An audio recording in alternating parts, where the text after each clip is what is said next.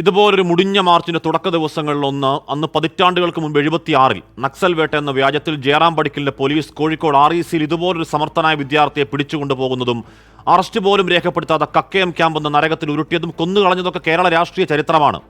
അന്നൊരച്ഛൻ ഉറങ്ങാതെ മകനെ തേടി കണ്ണീര് വറ്റിക്കുഴിഞ്ഞ് കണ്ണുമായി എൻ്റെ മകനെവിടെ എന്ന കൊടുംനീറ്റലിൽ അവന്റെ ശവം കളഞ്ഞത് എവിടെയാണെന്നെങ്കിലും പറ എന്നൊരു തീരാവേദനയുമായി അധികാരത്തിന്റെ ഇടനാഴികളൊക്കെ അലഞ്ഞതും ഒടുവിൽ ആ വേദനയിൽ തന്നെ ഉരുകി അവസാനിച്ചതൊക്കെ ഓർമ്മകളുടെ ഒരിക്കലും മാറാത്ത വേദനയാണ്. അന്ന് പടിക്കലും പുലിക്കോടനും അടക്കം രാജിന് കൊടുത്ത പീഡാനുഭവങ്ങൾ, ക്രൂരമർദ്ദനങ്ങൾ, ശ്വാസം മുട്ടിയറിഞ്ഞ് ഈച്ചരവാര്യർ അവസാനം ചോദിക്കുന്ന ഒരു ചോദ്യമുണ്ട്. മരിക്കുമ്പോൾ കുറച്ച് വെള്ളമെങ്കിലും എൻ്റെ പൊന്നോമന പുത്രന്റെ തൊണ്ടക്കുഴിയിലേക്ക് ഇറ്റിച്ചു കൊടുത്തുകൂടായിരുന്നോ കൊന്നവർക്ക്?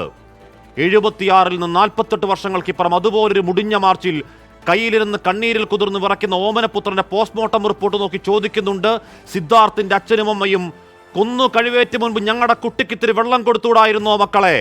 നവോത്ഥാന കേരളമെന്നും പുരോഗമനെന്നും മനുഷ്യാവകാശ ജാഗ്രത എന്നൊക്കെ നമ്മൾ അഹങ്കരിച്ചൊരു പഴയ കേരളം ചത്തു കുഴിച്ചിട്ട കുഴിമാടത്തിൽ നാട്ടിയ അടയാളക്കല്ലാണ് ആ ചങ്ക് പൊട്ടിയ തീച്ചോദ്യം.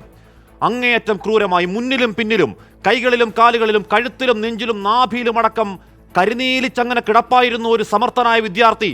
അവനെ പട്ടിയെ തല്ലും പോലെ വലിച്ചിഴച്ച ക്രൂരഭേദ്യം ശവതുല്യ മൗനത്തിൽ കണ്ടുവന്ന 140 എണ്ണത്തിൽ ഒരൊറ്റയൊരുത്തൻ ഇപ്പോഴും കമാന്നൊരക്ഷരം മിണ്ടുന്നില്ലെങ്കിൽ അധികാരത്തിന്റെ ഊക്കിൽ പേടിയുടെ ഒരു പരമാധികാര തുരുത്താണ്. അതൊരു കലാലയമല്ല, നരകമാണ്.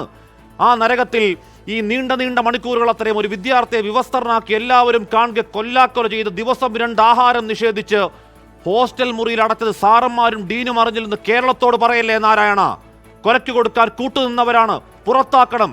ഇല്ലെങ്കിൽ ആ പൂക്കോട്ടെ വികാരമില്ലാത്ത യന്ത്രക്കുട്ടികളെ വിട്ടേക്ക്. കട്ടച്ചോര കയ്യിൽ പുരണ്ട അവിടുത്തെ SFI നേതാക്കളെയും വിട്ടേക്ക്. ശരീരത്തിൽ സിദ്ധാർത്ഥൻ ഏറ്റുവാങ്ങി ഓരോ അടിക്കും പകരം ചോദിക്കാൻ രാഷ്ട്രീയ ഭേദമെന്ന് യുവാക്കൾ തെരുവിൽ നീതിക്ക് ദാഹിക്കുന്ന സമരമായി ഇരമ്പണം. ആ രോഷത്തിൽ ആ പൂക്കോട്ടെ പേടിയുടെ പരമാധികാര തുരുത്ത് പൊളിഞ്ഞു വീഴണം.